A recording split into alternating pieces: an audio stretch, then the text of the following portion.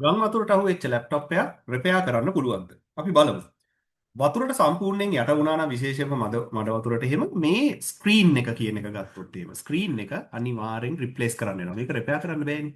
Keyboard එක. තේරෙනවනේ keyboard එකට මඩ වතුර ගියොත් ඉතින් ආයෙක සුද්ධ කරලවත් පාවිච්චි කරන්න බෑ. ඒකේ තියෙන අතරමැද ලේයර්ස් වලට ගියාම වැඩක් නෑ. ස්ක්‍රීන් එකෙත් එහෙමයි. ලේයර්ස් 7-8කින් හැදිලා තියෙනවා. එතකොට මේවා රිප්ලේස් කරන්න වෙනවා. රිපෙයාර් කරන්න බෑ.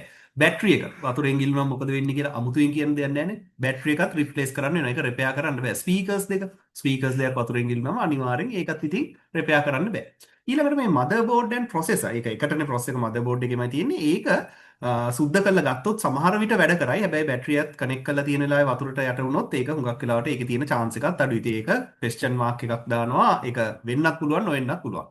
RAM එක නම් ඉතින් අවුලක් නැහැ. ඒක සුද්ධ කරලා ගත්තොත් බොහෝ විට වැඩ කරයි. hard disk drive එක breather hole එකට ගිහිල්ලා තිබ්බොත් මඩ මේක රිප්ලේස් කරන්න වෙනවා රිපෙයාර් කරන්න බෑ. SSD එක නම් හොඳට සීල් වෙලා තිබ්බොත් outer shell එක ඒක යූස් කරගන්න පුළුවන් වෙයි. ඔය දෙක විතරයි ඉතුරු වෙන්නේ. අනිත් ඒවා ඔක්කොම රිප්ලේස් කරන්න වෙනවා. මදර් බෝඩ් එකත් කොයිතරම් කාලයක් වැඩ කරයිද දන්නේ නැහැ. ඉතින් මේ ටික ඔක්කොම රිප්ලේස් කළා මදර් බෝඩ් එක විතරක් රිපෙයාර් කරලා ගන්නකොට කීයක් යයිද කියලා හිතා ගන්න. මගේ මතේ නම් මේක රිපෙයාර් කරලා වැඩක් නැහැ මේ යන කොස්ට් එකත් එක්ක.